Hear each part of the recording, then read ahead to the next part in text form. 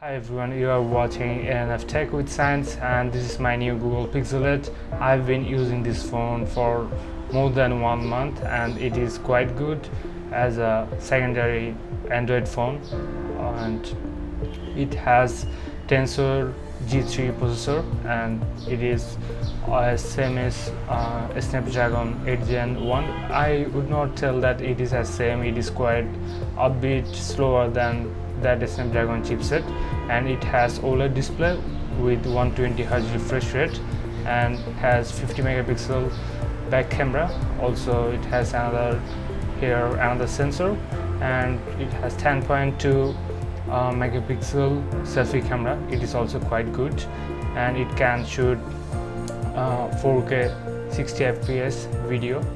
And that's all about my new Google Pixel 8, and I would definitely suggest you to have one.